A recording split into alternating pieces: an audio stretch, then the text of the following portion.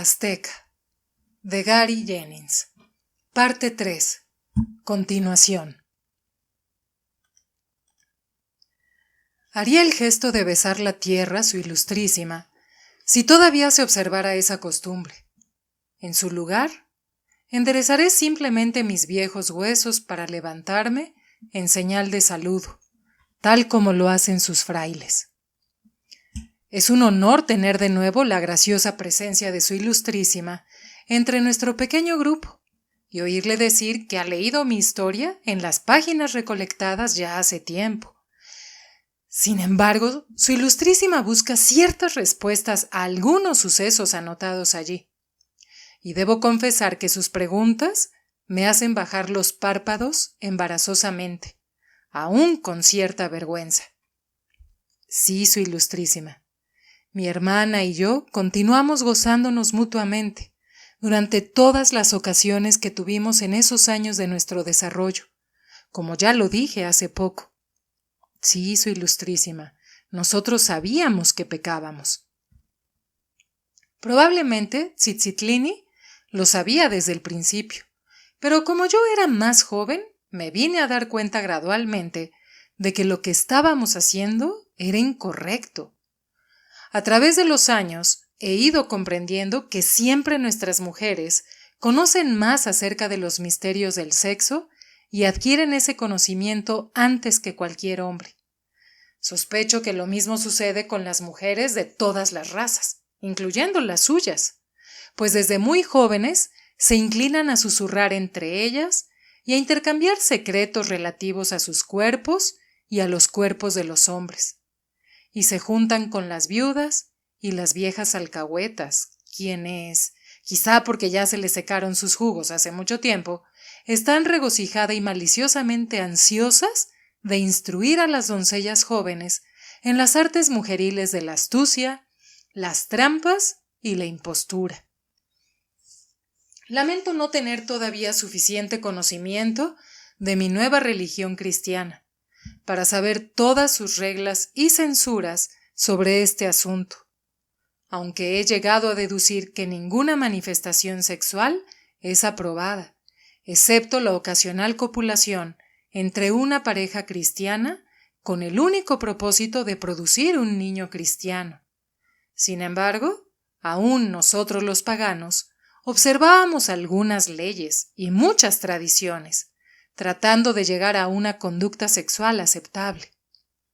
Una doncella necesitaba permanecer virgen hasta que se casaba, a menos de que escogiera no hacerlo y formar parte de las auyanime que daban servicio a nuestros guerreros, lo cual era una ocupación legítima para cualquier mujer, aunque no exactamente muy honorable. También, ya sea por su propia voluntad o por haber sido violada y por lo tanto descalificada para el matrimonio, podía llegar a ser una maatitl e ir a horcajadas por el camino. Había también algunas muchachas que mantenían estrictamente su virginidad para poder ganar el honor de ser sacrificadas en alguna ceremonia que necesitara de una virgen. Otras, porque deseaban servir durante toda su vida, al igual que sus monjas, asistiendo a los sacerdotes de los templos, aunque siempre había mucha especulación acerca de la naturaleza de esa asistencia y de la duración de su virginidad. La castidad antes del matrimonio no era muy demandada a nuestros hombres, porque ellos tenían a su disposición las complacientes maátime y las mujeres esclavas, bien dispuestas o a la fuerza. Y claro, la virginidad de un hombre es difícil de comprobarse o refutar. Debo decirles que tampoco la virginidad de una mujer se puede comprobar o refutar, según me contó Tsitsi, si tiene suficiente tiempo para prepararse para la noche de bodas. Hay ancianas que crían pichones a los que alimentan con unas semillas rojas de una flor que solo ellas conocen, y venden los huevos de esas aves a las muchachas que quieren fingir ser vírgenes. Un huevo de pichón es lo suficientemente pequeño como para poder ser guardado fácilmente en lo más profundo de una mujer, y su cáscara es tan frágil que un novio excitado puede romperla sin darse cuenta, y la yema de ese huevo en especial es del color exacto de la sangre. También las alcahuetas venden a las mujeres un ungüento astringente hecho de tepetómatl, que ustedes llaman gallula, que fruncirá el orificio más flojo y bostezante a la estrechez de un adolescente. Como usted lo ordena, su ilustrísima, trataré de refrenarme y no dar tantos detalles específicos. La violación de una mujer era un crimen muy poco usual entre nuestra gente por 3 motivos. 1. Era muy difícil, por no decir imposible, cometerlo sin ser pescado, puesto que nuestras comunidades eran muy pequeñas y todo el mundo se conocía, y los forasteros eran extremadamente notorios. También era un crimen un tanto innecesario, porque había muchas mátime y esclavas que podían satisfacer a un hombre realmente necesitado. Y por último, se castigaba con la muerte.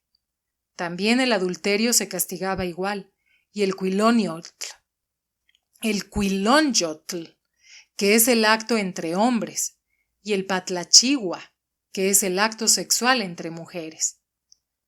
Pero esos crímenes, aunque probablemente no eran raros, casi nunca se descubrían, porque se necesitaba sorprender a la pareja en pleno acto. Esos pecados, como la virginidad, son de otra forma muy difíciles de comprobar. Quiero hacer notar que aquí solamente estoy hablando de esas prácticas que entre nosotros los mexica estaban prohibidas o que rehuíamos. Excepto por la libertad y ostentación sexual específicamente permitidas en algunas de nuestras ceremonias de fertilidad, nosotros los mexica éramos remilgados y austeros en comparación con otros pueblos. Yo recuerdo que cuando viajé por primera vez entre los mayas, lejos de aquí, hacia el sur, me escandalizó el aspecto indecente de algunos de sus templos, cuyos desagües para la lluvia en los tejados tenían la forma de un tepule de hombre, y durante toda la temporada de lluvias estuvieron orinando continuamente. Los huasteca, quienes viven al noroeste, en las playas del Mar del Este, son excepcionalmente groseros en materia de sexo. He visto en sus palacios frisos tallados con representaciones de las muchas posiciones en que un hombre y una mujer pueden hacer el acto sexual. Cualquier huasteca hombre que tenga un tepule más grande que lo ordinario, lo lleva colgando sin cubrirlo con el taparrabo, aún en público, e incluso cuando visita lugares más civilizados. Esa jactancia altanera de los hombres huasteca les da una reputación de desenfrenada virilidad, que quizás puedan merecer o no. Sin embargo, en aquellas ocasiones en que un grupo de guerreros huasteca era capturado y puesto a la venta en el mercado de esclavos de Azcapotzalco, he visto a nuestras mujeres de la nobleza mexica veladas y subrepticiamente paradas a un lado de la multitud, haciendo señas a sus sirvientas para hacer una oferta sobre tal o cual huasteca en el lugar de la venta. Los purépecha de Michihuacán, hacia el oeste de aquí, son más indulgentes o relajados en materia de sexo. Por ejemplo, el acto entre 2 hombres no solamente no es castigado, sino que es perdonado y aceptado. Incluso ha sido representado en su escritura pintada. ¿Sabían ustedes que el glifo de las partes tepili de una mujer está representado por una concha de caracol?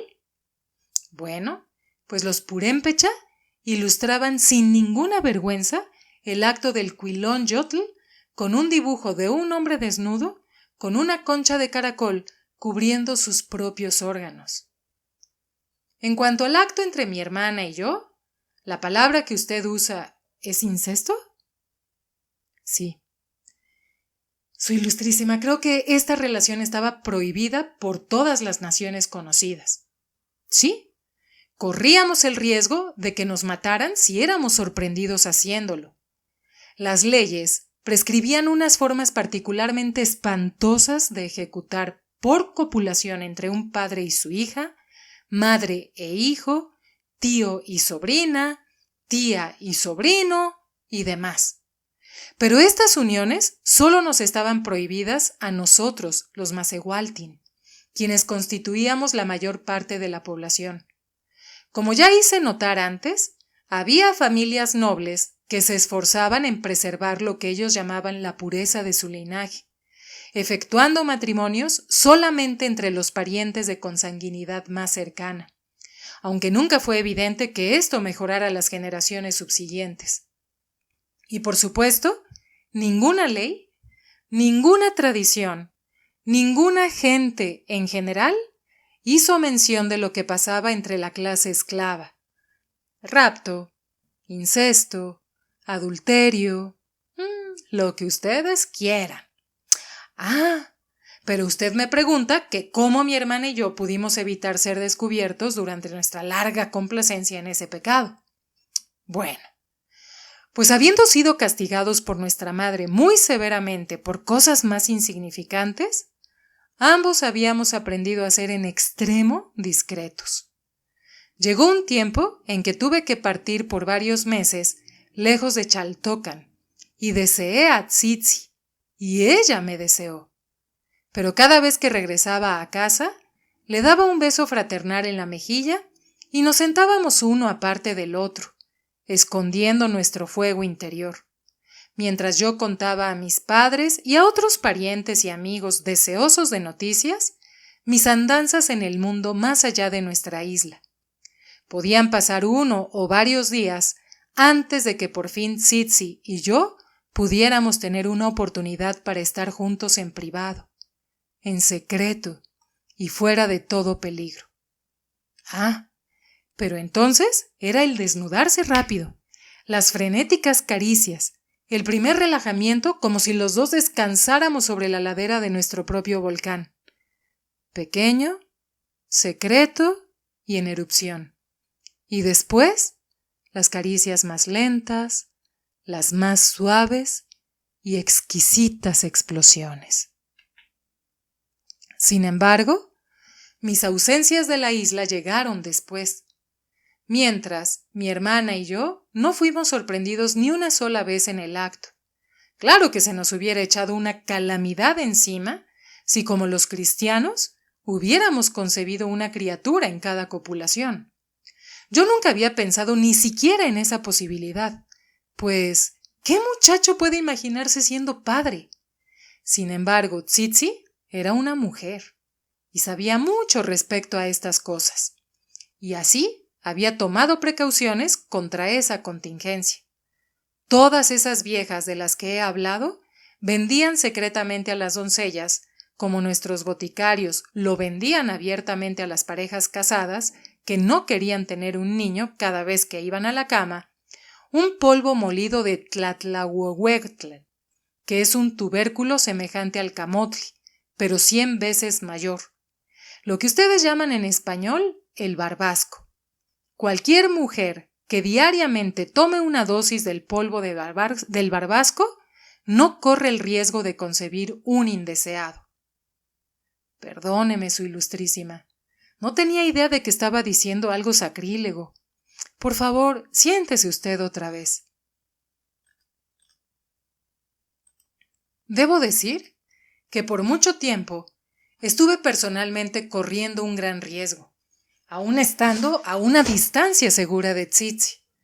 Durante nuestras clases guerreras en la Casa del Desarrollo de la Fuerza, un grupo de 6 a 8 muchachos eran mandados regularmente al atardecer a tomar sitio en los campos o bosques, en una supuesta guardia, para prevenir un ataque por sorpresa contra la escuela.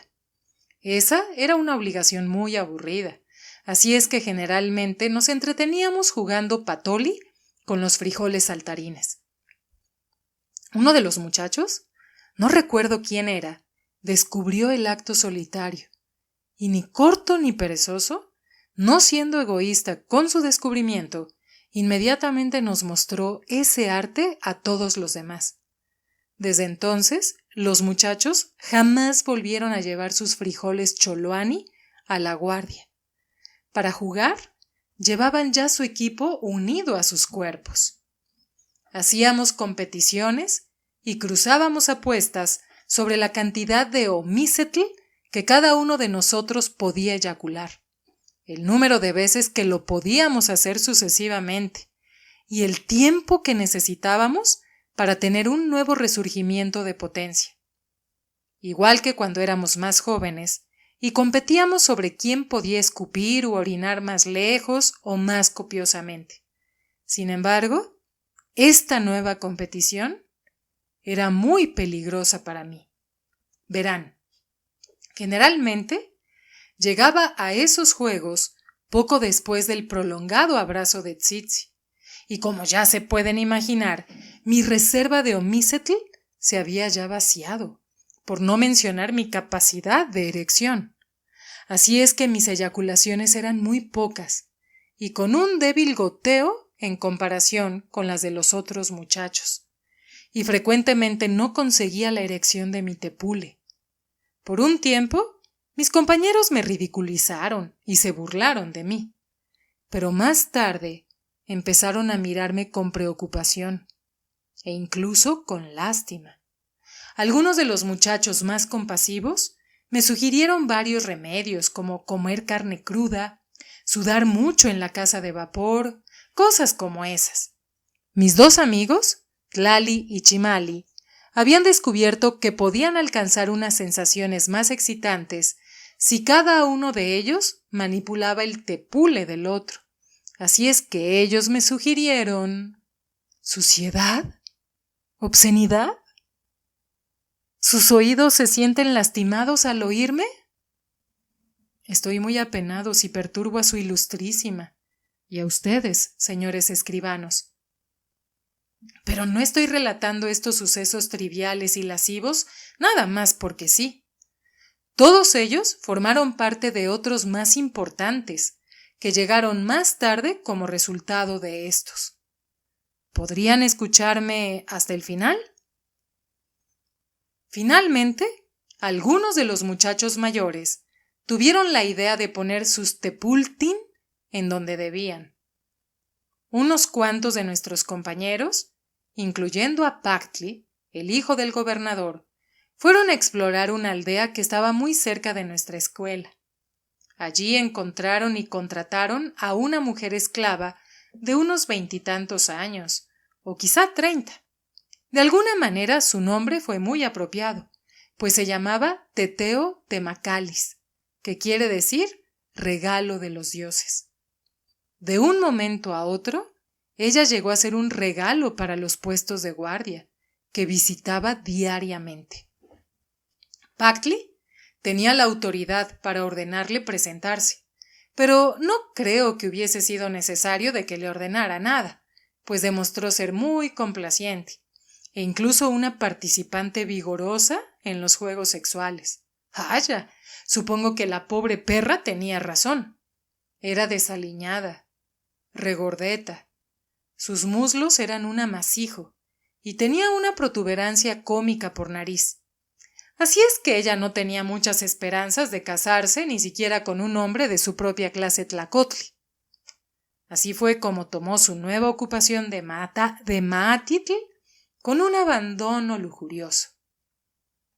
Como ya he dicho, éramos de 6 a 8 muchachos acampando cada tarde en nuestros puestos de guardia. Cuando regalo de los dioses había ya servido a cada uno de estos, el primero de la fila volvía a empezar y daban la vuelta otra vez. Regalo de los dioses era tan insaciablemente lujuriosa que hubiera podido seguir así toda la noche. Pero después de un rato de esa actividad, estaba tan llena de omisetl, tan pegajosa y babosa, dando ya un hedor como de pescado enfermo, que los mismos muchachos de común acuerdo la mandaban a su casa. Aunque de todos modos, la siguiente tarde volvía allí otra vez completamente desnuda, mostrándose ampliamente abierta y ansiosa por comenzar. Yo no había tomado parte en esas cosas, pues no había hecho otra cosa más que mirar, hasta que una tarde cuando Pactli había terminado de usar a regalo de los dioses, le susurró algo a ella, y levantándose, se acercó a donde yo estaba sentado. «Tú eres Topo, ¿verdad?», me dijo mirándome con lascivia. «Pactlitzin me dice que tienes un problema». Hizo movimientos tentadores con sus partes tepilis sueltas y empapadas, exactamente enfrente de mi cara sonrojada. «Quizá tu lanza estaría más feliz si estuviera dentro de mí y no en tu puño». Mascullé que no la necesitaba para nada en ese momento, pero no podía protestar. No podía protestar demasiado con 6 o 7 compañeros parados a mi alrededor y sonriendo maliciosamente de mi turbación. «¡Ah, yo!», exclamó ella, después de que con sus manos había aventado mi manto y desamarrado mi taparrabo. «De veras que el tuyo es magnífico, joven Topo». Lo sopesó en la palma de su mano. Aún sin despertar, es más grande que los tepultin de todos los muchachos grandes. Es mayor aún que el del noble señor Pactlitzin. Mis compañeros se reían y se codeaban unos a otros.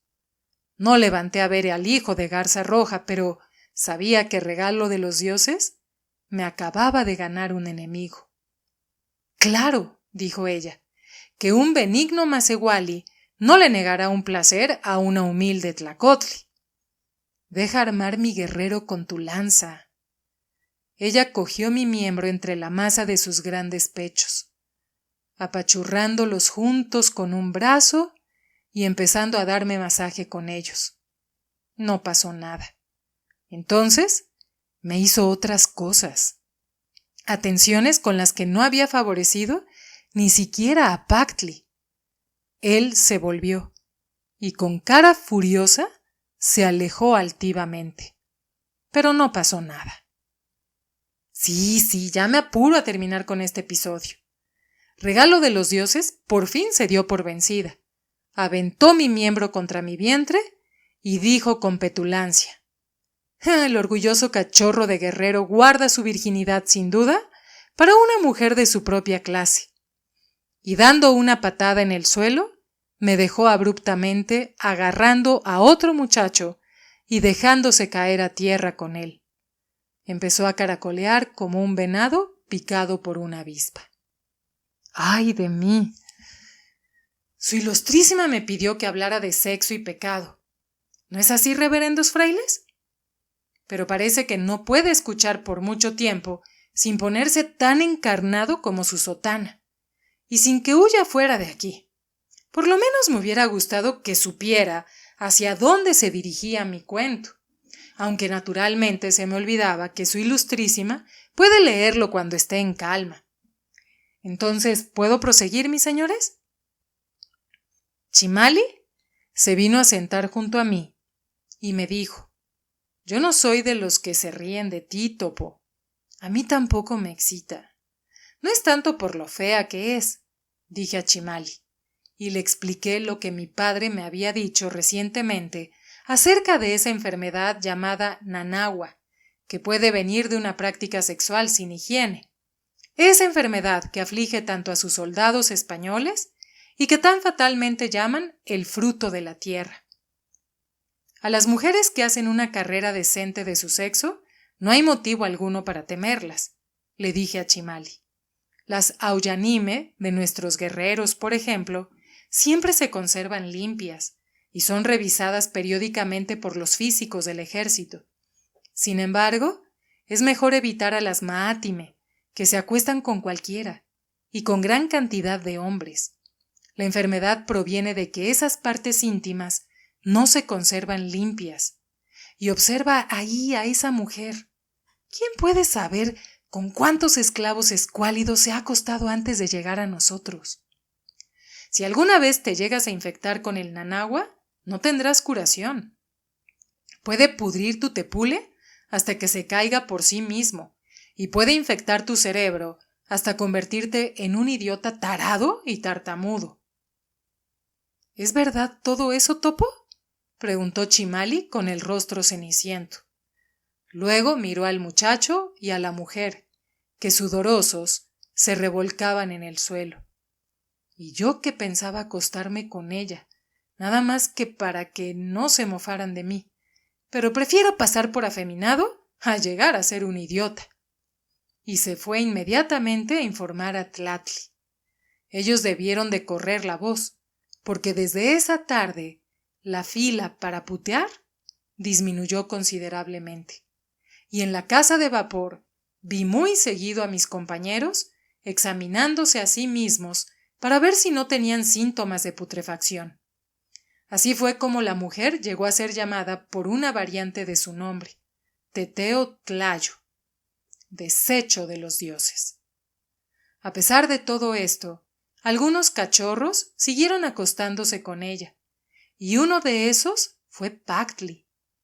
Mi desprecio por él debió de ser tan obvio como su disgusto por mí, pues un día se me acercó y me dijo amenazadoramente: ¿Así es que el topo es tan cuidadoso de su salud como para no revolcarse en la tierra con una maatitl? Sé que solo es una simple excusa para tu miserable impotencia, pero ha implicado una crítica a mi conducta y te prevengo de no calumniar a tu futuro hermano. Bostecé notoriamente. Sí, antes de que se me pudra como tú has predicho, pienso casarme con tu hermana. Y aunque llegue a ser un idiota tarado, ella no podrá rehusar a un pili. Claro que prefiero que llegue a mí por su propia voluntad. Así es que te lo advierto, mi futuro hermano. Nunca le digas a Tzitzilini mi diversión con desecho de los dioses, o te mataré. Se alejó a grandes zancadas sin esperar mi respuesta, que en cualquier caso no se lo hubiese podido dar en ese momento, pues me quedé mudo del susto. No es que le tuviera miedo a Pactli, ya que yo era el más alto de los dos, y probablemente el más fuerte, pero aunque él hubiese sido un débil enano enfermizo, era el hijo de nuestro Tecutli, y me había ganado su inquina. De hecho, había estado viviendo con miedo desde que los muchachos empezaron primero con sus juegos sexuales solitarios y luego a aparearse con desecho de los dioses. Mi ínfima actuación y las burlas de que fui objeto, esas vergüenzas, no hirieron tanto mi pueril vanidad, sino más bien pusieron el miedo en mi corazón. En verdad tenía que pasar como un impotente y por un afeminado. Pactli no era muy listo, pero si hubiera llegado a sospechar que la verdadera razón de mi aparente débil sexualidad se debía a que la estaba prodigando en algún otro lado, no hubiera sido tan estúpido como para no imaginarse en dónde, y sobre todo, en nuestra pequeña isla, no le hubiera tomado mucho tiempo averiguar de que no me estaba citando con ninguna mujer, excepto... Tzitzilini había notado por primera vez el interés de Pactli cuando ella era solamente un capullo en flor, cuando había visitado el palacio para asistir a la ejecución de su hermana, la princesa adúltera. Más recientemente, Pactli había visto a Tzitzi bailar en la primavera, en la fiesta del gran despertar. Ella había ido a la cabeza de los danzantes en la plaza de la pirámide, y él quedó tontamente prendado y enamorado de ella. Desde entonces, él trató varias veces de encontrarse con ella en público y de hablarle, una violación a las costumbres que no se permitía a ningún hombre, aunque fuera un pili. También había inventado excusas para visitar nuestra casa 2 o 3 veces, para discutir con Tepetzalan asuntos relacionados con la cantera, y así poder entrar.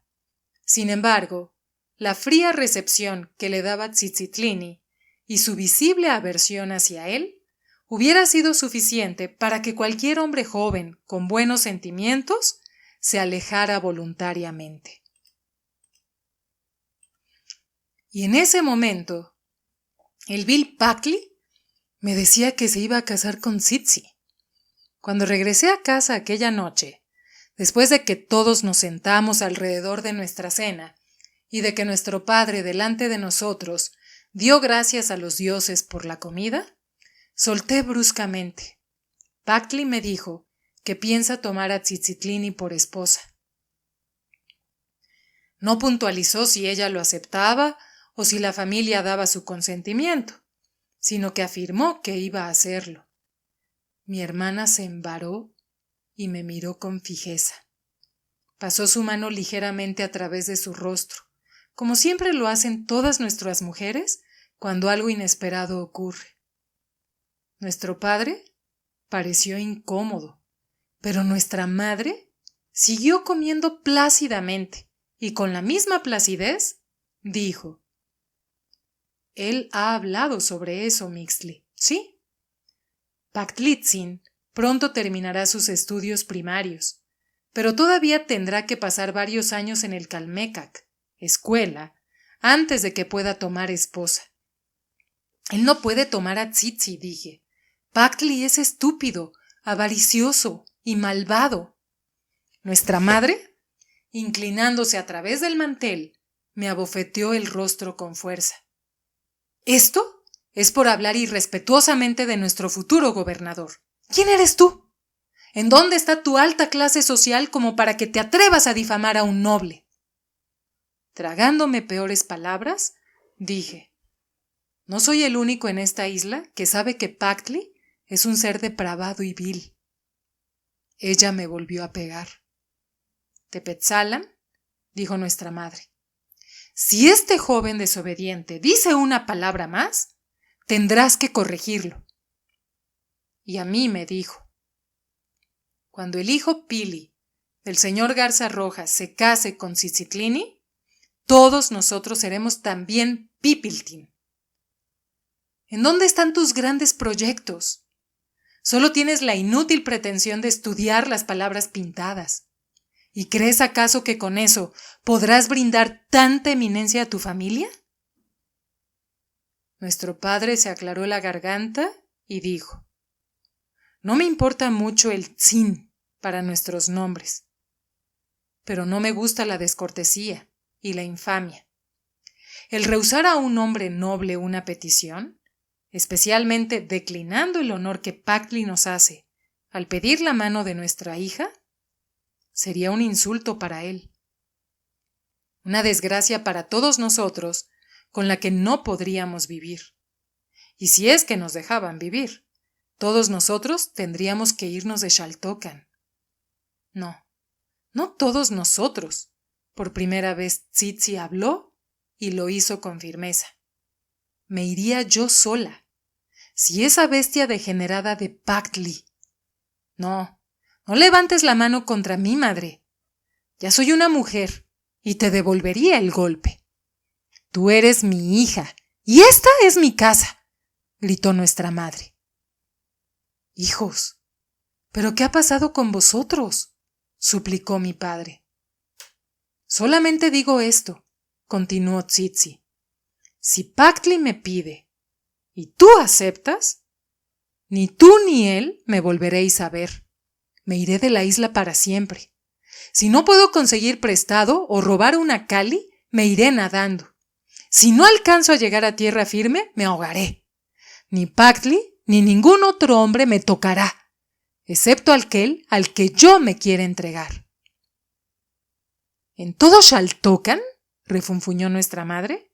¿No hay otra hija tan desgraciada, tan desagradecida, tan desobediente y desafiante, tan...?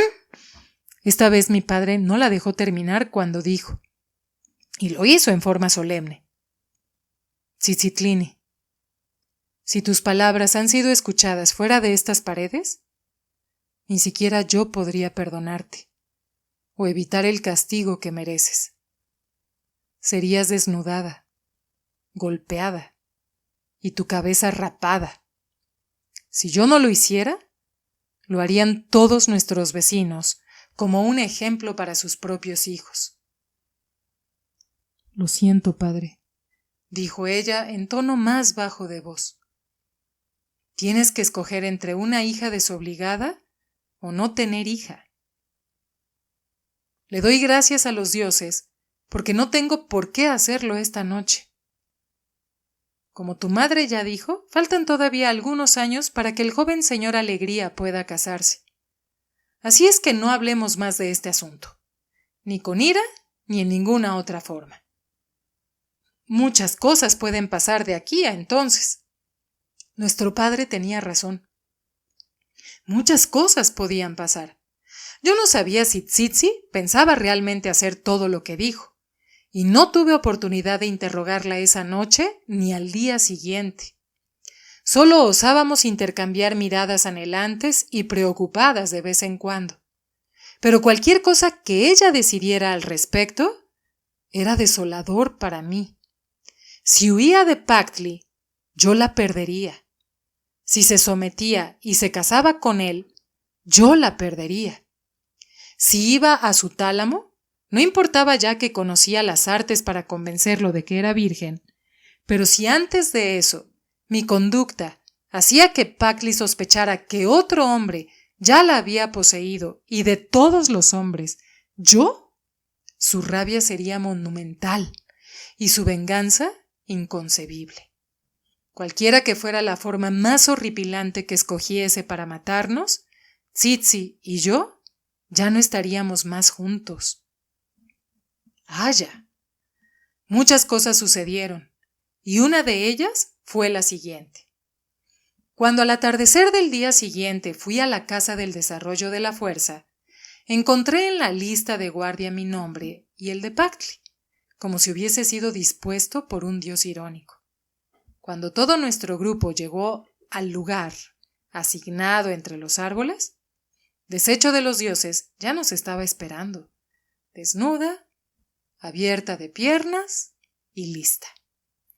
Para pasmo de Pactley y de nuestros otros compañeros, inmediatamente arrojé lejos mi taparrabo y me eché encima de la mujerzuela.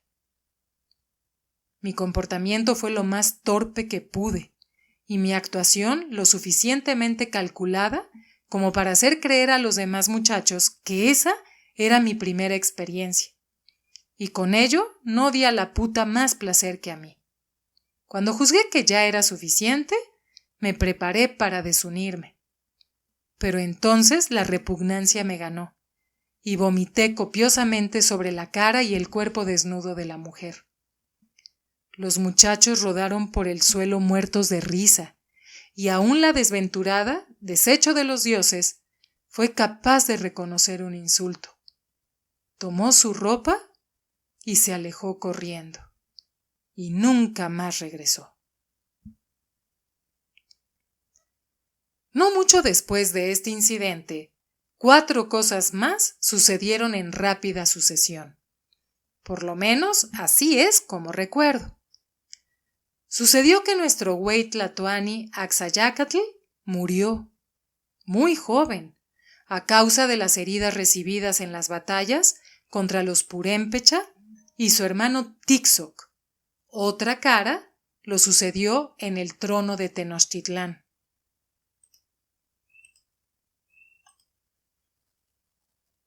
Sucedió que yo, junto con Chimali y Tlatli, terminamos nuestros estudios en la Telpochcali de Xaltocan. Ya se me podía considerar como educado. Sucedió que el gobernador de nuestra isla mandó un mensajero a nuestra casa una tarde, citándome a mí personalmente para presentarme inmediatamente en su palacio. Y sucedió por último que tuve que partir lejos de mi hermana, de Tzitzitline, de mi amor. Pero será mejor que cuente más detalladamente estos sucesos y en el orden en que ocurrieron. El cambio de gobernante no afectó mucho nuestras vidas en la provincia. En verdad, hubo muy poco que recordar del reinado de Tixoc, aún en Tenochtitlán, a excepción de que, como sus 2 predecesores, continuó trabajando para levantar la gran pirámide en el corazón del único mundo. Además, Tixoc agregó un toque arquitectónico propio a la plaza. Ordenó a sus albañiles cortar y tallar la piedra de la batalla, un gran cilindro de piedra volcánica que yacía como una inmensa pila de tortillas entre la pirámide todavía sin terminar y el sitio del pedestal de la Piedra del Sol. Esta piedra de la batalla tenía más o menos la altura de un hombre, y su diámetro era aproximadamente el de 4 grandes zancadas. Alrededor de la orilla había bajorrelieves tallados que representaban a guerreros mexica.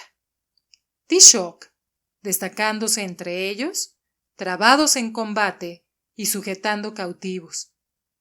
La plataforma, plana y redonda, estaba en la cima de la piedra y era utilizada para un tipo de duelo público, del cual tendré la oportunidad de hablar más tarde, mas no en este momento. Lo que más me preocupaba en aquellos momentos era la terminación de mis estudios formales. No perteneciendo a la nobleza, no tenía derecho a ir a una Calmecac, escuela de alto aprendizaje, con la notoriedad que había adquirido en las escuelas de Xaltocan, como Malinki, el torcido, en una, y como Payoutla, perdido en niebla, en la otra. Sería mucho pedir que alguna de las altas escuelas de tierra firme me invitara a asistir gratuitamente. Lo que particularmente me amargó fue que mientras yo me moría de las ganas de tener una oportunidad para aprender algo más que los triviales conocimientos recibidos en nuestras Tepoxcaltin, mis amigos Chimali y Tlatli, a quienes les importaba muy poco cualquier tipo de educación formal, recibieran cada uno de ellos una invitación para ir a diferentes Calmecactlin, las dos en la ciudad de Tenochtitlán, a donde siempre habían soñado con ir. Durante los años en la Casa del Desarrollo de la Fuerza, ambos se habían distinguido como jugadores tlachtli y como cachorros de guerreros, aunque un noble podría sonreír ante el garbo que esos dos muchachos habían adquirido en la Casa del Aprendizaje de Modales. También se habían distinguido como artistas, diseñando trajes originales y escenarios para las representaciones ceremoniales en los días de festivales. Es una lástima que no puedas venir con nosotros, Topo, dijo Tlatli con sinceridad, aunque esto no menguó la alegría que sentía por su buena fortuna. Hubieras podido asistir por nosotros a todas las lecciones aburridas, y así nosotros quedaríamos libres para dedicarnos a nuestro trabajo en el taller artístico. Según los términos de su aceptación, los dos muchachos, aparte de estudiar con los sacerdotes de las Calmecactin, iban a instruirse como aprendices con los artistas de Tenochtitlán, Tlatli con un maestro escultor y Chimali con un maestro pintor.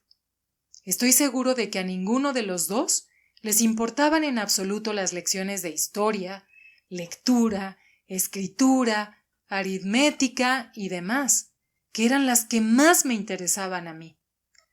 De todas maneras, antes de que se fueran, Chimali me dijo: «Tengo este regalo de despedida para ti, Topo. Son mis pinturas, cañas y pinceles. Tendré unos mejores en la ciudad, y a ti te pueden servir para tu práctica de la escritura». Sí, todavía seguía persistiendo en ese estudio que nadie me enseñaba, el arte de leer y de escribir. Aunque el llegar a ser un buen conocedor de las palabras parecía en esos momentos una esperanza muy remota, y mi traslado a Tenochtitlán, un sueño que jamás sería realidad. Mi padre también se desesperaba, porque no llegaba a dedicarme como cantero, y ya era demasiado mayor para sentarme solamente a espantar a los animales en la fosa vacía. Así es que en los últimos tiempos había estado trabajando como peón de horticultor, para contribuir al sostenimiento de mi familia. Xaltocan, por supuesto, no era lugar de labranza, solamente tenía una capa de tierra para arar, y no era suficiente como para asegurar la indispensable cosecha de maíz, que requiere tierra profunda para alimentarse. Así es que Xaltocan, como todas las demás islas, hacía crecer la mayor parte de su agricultura en las amplias Chinampa, por siempre extensas, las cuales llaman ustedes jardines flotantes. Cada chinamitl es una balsa entretejida de troncos y ramas de árboles, atracadas a la orilla del lago, dentro de la cual se echan capa tras capa de tierra fina, traída de la tierra firme. Cuando, temporada tras temporada, la siembra extiende sus raíces, otras nuevas van creciendo como tirabuzones hacia abajo sobre las viejas, hasta que finalmente llegan al fondo del lago y agarrándose a él, aseguran la balsa firmemente en el lugar. Otras chinampa se construían afianzándolas unas junto a otras. Así, en todos los lagos, cada isla habitada, incluyendo Tenochtitlán, ostentaba un ancho anillo u orla de esas balsas cubiertas de verdor. En algunas islas más fértiles, es difícil saber dónde termina la tierra creada por los dioses y dónde empiezan los campos hechos por los hombres. No se necesitaba más de la vista de un topo o el intelecto de un topo para atender unas chinampa. Así es que tomé a mi cargo aquellas que pertenecían a mi familia y a los vecinos de mi barrio. El trabajo no exigía mucho esfuerzo. Tenía bastante tiempo libre. Me apliqué, con las pinturas que me regaló Chimali, al dibujo de palabras pintadas, tratando siempre y asiduamente de hacer que los símbolos más complicados se vieran más sencillos, más estilizados y más pequeños. Aunque parecía inverosímil, todavía seguía alimentando la secreta esperanza de que la educación que estaba adquiriendo por mí mismo llegaría a mejorar mi posición en la vida.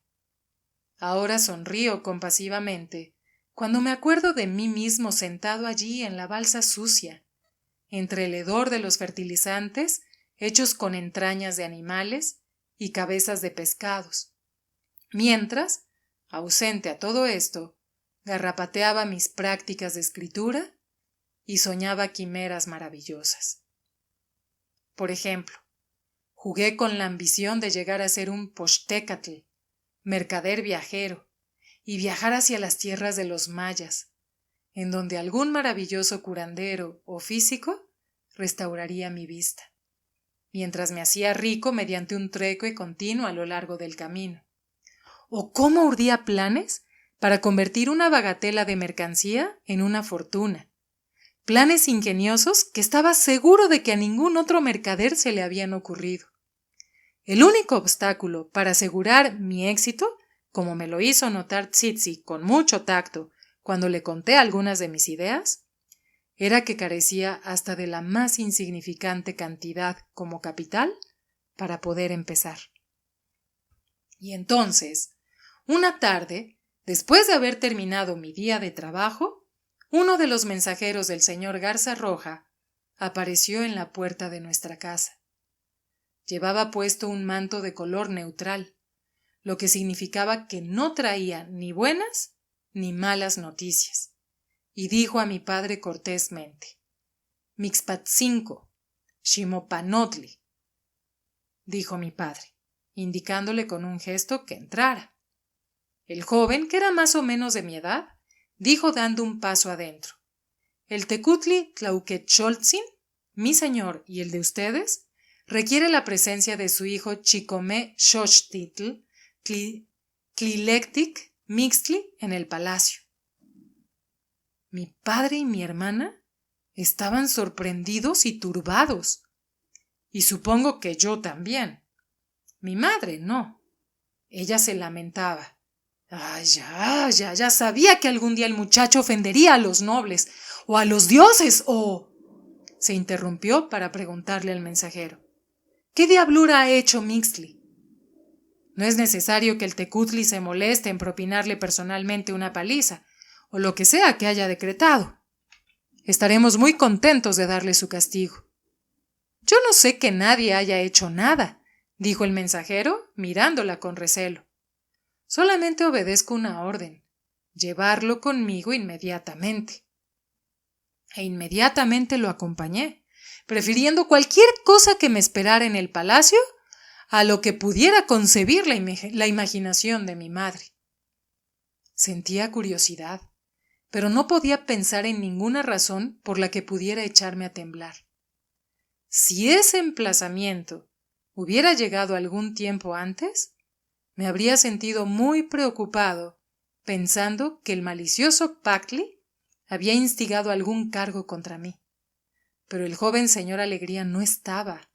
2 o 3 años antes se había ido a una calmeca Catenochtitlán, en la que solamente se aceptaban a los vástagos de las familias que gobernaban, y que a su vez serían gobernantes. Y Packley regresaba a Xaltocan solamente en las cortas vacaciones escolares.